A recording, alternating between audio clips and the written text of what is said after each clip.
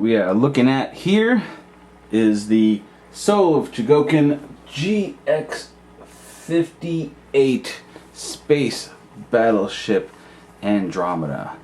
So this ship comes from Space Battleship Yamato, the classic anime series by Leiji Matsumoto. I think that's how you say his name. In the US we knew it as Star Blazers, and it was pretty awesome. And while of course I love the Yamato, or the Argo, I've always had a soft spot for its rival ship, the Andromeda. So after the crew of the Yamato beats Deslar and the Gamelon forces, Yamato returns to Earth and is vanquished to patrol duty around Pluto, I think, or something like that. Anyways, back on Earth, they've developed a new starship. This is the flagship, the Andromeda. It has dual wave motion cannons. It has automated gun systems. It takes almost no crew, and everything is automated.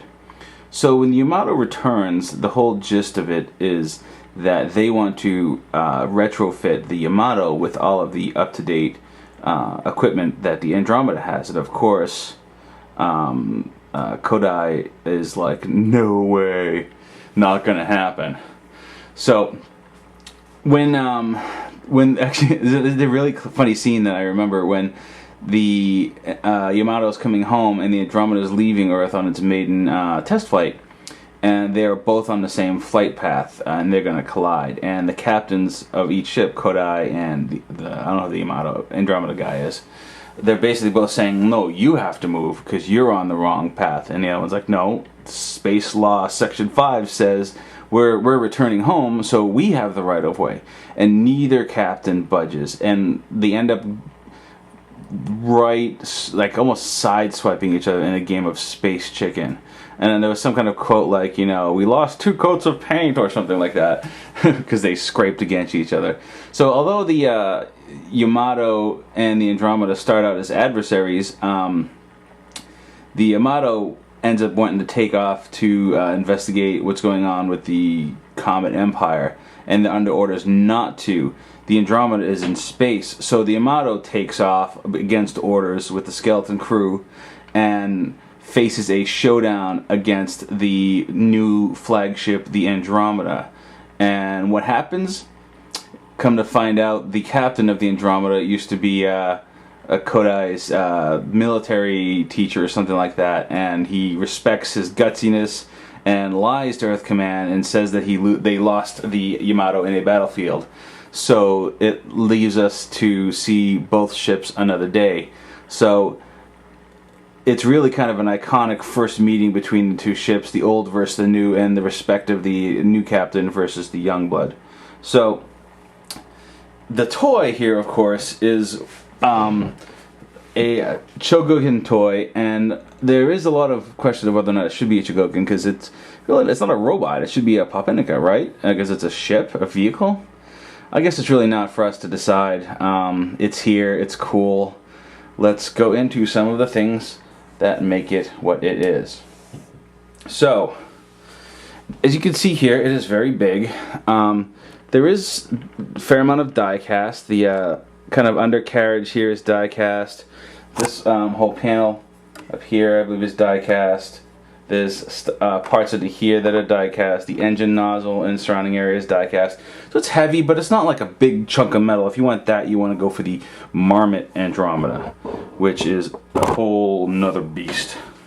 Okay, so gimmicks, there aren't a lot on the surface. There aren't a lot. So you have these cannons that move, and you have to be careful, because if you notice that you could actually rest the cannons down between the pieces of the gun and you won't be able to turn them. So lift them and you'll notice that each cannon is independently operated, but they all can rotate together. Nicely detailed. Another thing that it has, if I can open it up here, underneath is a landing bay. So your ships can land, your Cosmo Tigers can land right there.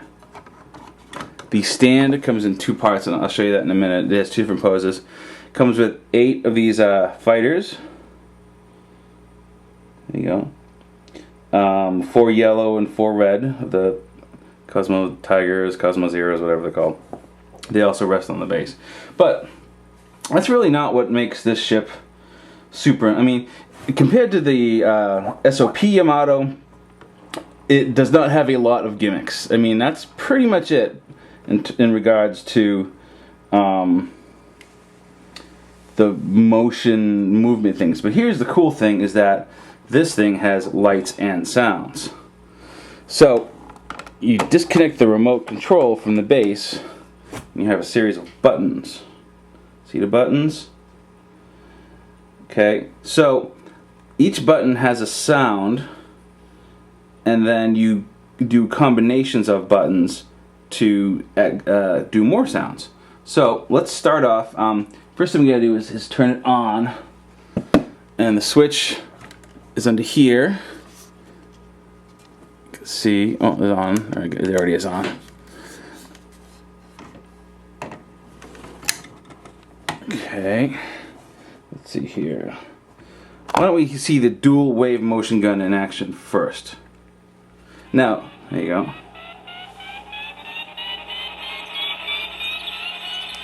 Now, one press will just fire the warm-up.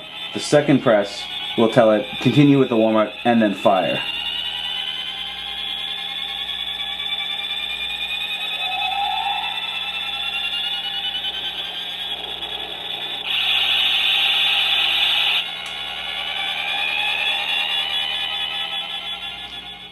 Oh, I didn't get the fire out of it. Maybe I'll do it again. So as you can see, there's quite a build-up. Like, if you were getting ready to fire this and like the enemy sees the lights coming, there's plenty of time for him to just kind of get out of the way. You know, like, I think they might be firing those big guns up. Perhaps we should move, you know, behind them or something.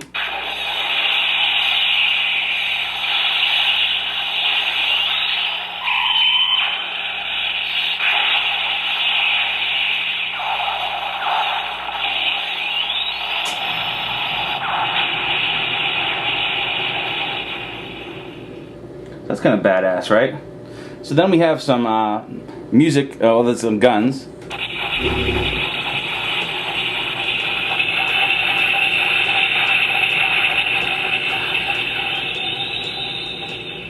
And we have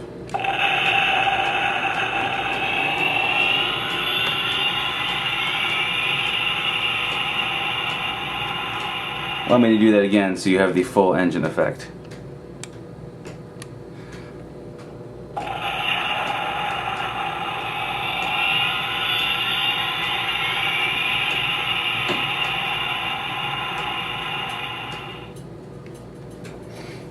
And you get this one. Oh, that one doesn't do anything on its own. But check this out. When you press the middle one and those,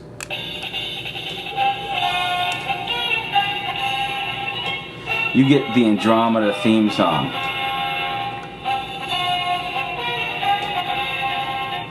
And we're going to listen to it.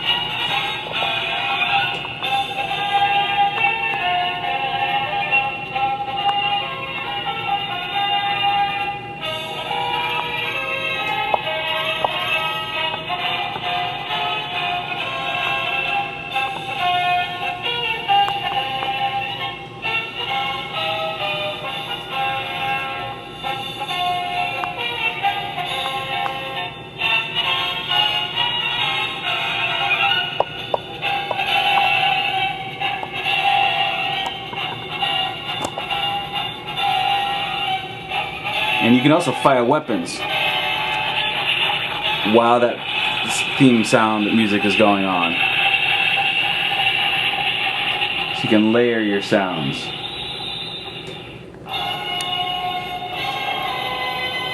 There's another cool song.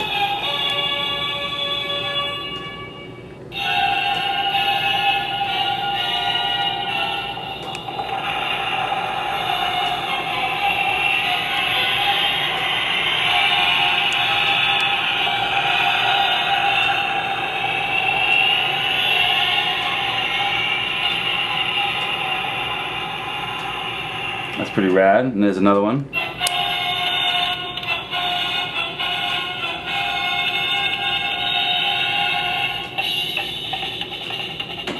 Getting into it now. Look at that drummer going crazy.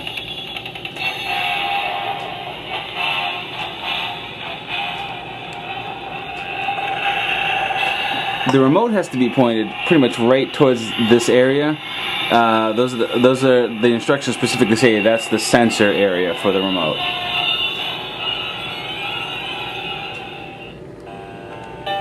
And then you have the Requiem, the love song. Perhaps this is when the Andromeda is dying. You know, I don't know. Honestly, I don't remember what happens to the Andromeda, and I'm not that far into the series yet on my rewatch. So, it sounds sad. This is like the Andromeda has finished its mission and is now returning home, battle damaged, and I don't know, but it seems to fit. The sound is cool, I gotta admit. I like it. It's the only big Andromeda you're gonna get unless you want to spend $500 on the Chogokin by Marmot, which is retardedly expensive, but you know, it's all metal. Whoa, crazy. What's going on? I want you to zoom out. Zoom out like you mean it. There you go. So, the only other Andromeda toy that I have,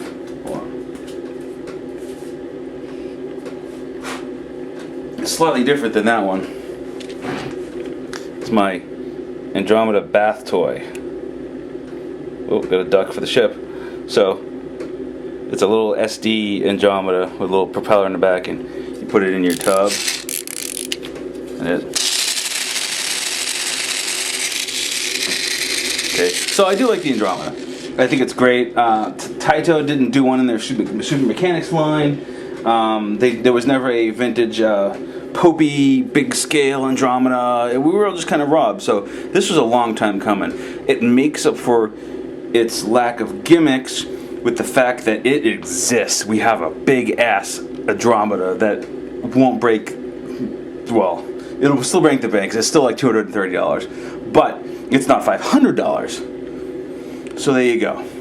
This is the Bandai Soul of Chogokin GX-58 Andromeda, the companion piece to the Soul of Chogokin Yamato, which I don't have, but I do have the SoC. Maybe we should see a comparison between the two size-wise. Perhaps that might be in order. Forgive the dust, but so obviously I'm a big fan of these. So this one is the all plastic Super Mechanics one. So you go there for a minute. And what you really want to see is the size difference between the Andromeda and the Yamato. So they are in the same scale. As you can see, there's a bulkier. The Andromeda is just bulkier, wider overall. Really cool. And Harlock ships are just puny in comparison. But then again, I don't know if they're in scale. So, anywho, it's Josh from CollectionDX. Hope you liked it. I think it's a great piece. I'm not going to discuss the merits of this Yamato versus the other Yamato, because this one comes with a Cosmo cleaner. The other one doesn't. End of story. Alright, so, Josh from CollectionDX. See you next time. Bye.